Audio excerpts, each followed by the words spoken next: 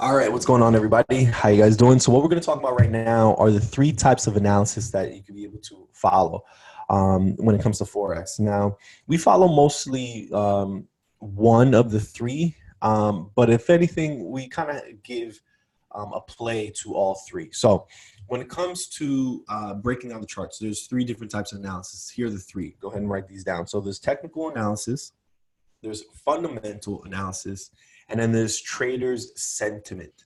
All right. So technical analysis, fundamental analysis, and trader sentiment. So the first one, technical analysis. Technical analysis deals with reading charts with a series of tools that involve tools that are determined or developed by using a mathematical equation or historical data to predict what will happen next. So those are things like indicators, but not just indicators, like a simple moving average, which is SMA, or EMA, which is estimated moving average. But also things like the Fibonacci retracement tool, which we'll get into in depth. When it comes to indicators, I don't really use them too often. But if I do, it's not to tell me what's happening with the charts. It's mostly to confirm what I've already thought about in my mind. Okay, so that's the first one. So when it comes to technical analysis, we do use technical analysis to follow charts, mostly using just levels of support and resistance, the Fibonacci retracement tool, and stuff like that. So next, fundamental analysis, mostly dealing with like the news and stuff like that. So this is a review of economics and political forces that may come into play, forecasting what will happen in the future when it comes to a specific currency pair traded against another pair, currency traded against another currency. Okay. So fundamental analysis is examining the underlying drivers of what's happening when it comes to the economic health of a specific region or a specific currency. When it comes to interest rates, when it comes to relationships with other countries, when it comes to jobs, new jobs that are happening for a specific country, whether they're making more, whether they're economic, whether the country is strong or not, if that makes sense. Okay. So when it comes to that, traders mostly rely on news and they look at the daily, weekly, and monthly timeframes to predict where price may go in the future. Now, do we follow this? This is probably the least that we follow when it comes to the types of trader that we are. It's probably the least, mostly because we follow market structure. And when it comes to market structure, which is technical analysis, we're able to predict where the market's going without any type of news at all. Like we could not look at the news for 1 year and still be profitable. Now, does the news help? Yeah, it can be able to tell you what may happen in the future, especially if something large is happening. You can be able to predict, hey, this currency is losing strength, but when it comes to news, it could be able to affect for months, not for like this week, so that we can be able to profit this week. All right. So it's a different type of trader, but it's still important to know about the news, but not as important with our trading style. So the last one, sentiment analysis.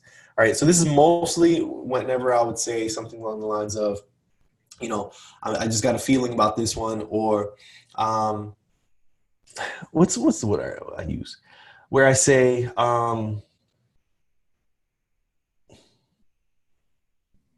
this is a confidence trade. That's what I say. So this is a confidence trade. So this is mostly where you're not really using any type of anything. This is mostly where most traders start out at, to tell you the truth. They don't really know exactly what they're doing. So all they're looking at are the candlesticks, and there's no real form and analysis when it comes to this. They're just looking at their own opinion on where the market may go based upon where it's already heading. Which is, we actually do that, to tell you the truth. We take the fundamental analysis and then we match it up with sentiment analysis. And, if we know a little bit about what's happening in the news and stuff like that, we'll put on top fundamental analysis. But the foundation is built upon technical analysis, market structure. All right. So if you have any questions about that, go ahead and leave a comment at the bottom. All right. And if anything, I'll break down this section a little bit further based upon technical analysis. So when it comes to technical analysis, we're mostly looking at the trend, right? So the trend is commonly used as a clear. The trend is most commonly used because it can be able to give us a clear showing of where price was in the past and where it may go in the future, right? So the downside to using indicators is we may get a delayed prediction of where price may go in the future because it's based upon numbers being put together, like addition, multiplication, stuff like that. These numbers are put together and it's forming a line on the chart. So if you were to use these indicators to be able to follow the trend, it may give you just a poor outlay of what may happen in the future because it's late, if that makes sense. All right. So I would suggest to just follow what we're going to be teaching in the course. When it comes to indicators, it may not be as great as possible. For example, things like moving averages and a whole bunch of other things that you may use. Okay. So another form of technical analysis is support and resistance levels. This is what we use often, right? Because we can be able to see, hey, listen, this is where price is, found a level of support or resistance where price is not passing some area or and stuff like that. All right. So these levels are where price is having a hard time pushing down through.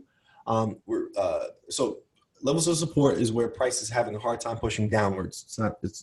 It can't push any further than that. Levels of resistance is where price is having a hard time pushing upwards. So I call the level of support as the floor. I call level of resistance as the ceiling, okay? And we can be able to plot horizontal lines and place these horizontal lines where we find levels of support and resistance, and it can really be able to help us out in the future. And we're going to break this down completely in the course, right? So support and resistance levels are dynamic, meaning that price may pass these levels slightly, but then only to reverse, okay? And this is where new support and resistance levels may be now, but may be coupled with old support and resistance areas in the future. Or in the past, okay? So is there anything else I want to add to this?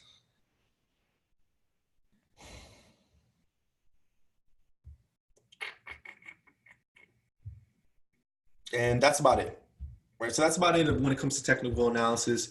Believe me, guys, we're going to go in major depth on everything that we just talked about just now.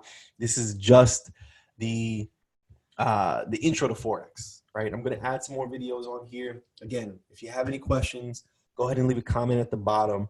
Go ahead and ask me, hey, listen, I want to know a little bit more about this. And then if anything, I'll add it into another video. These are just ones I made real quick so I can be able to have something for you guys. But again, if you have any questions, go ahead and leave a comment at the bottom. Pay attention, stay excited, never stop learning. Let's become FX Pro now together. Let's get it.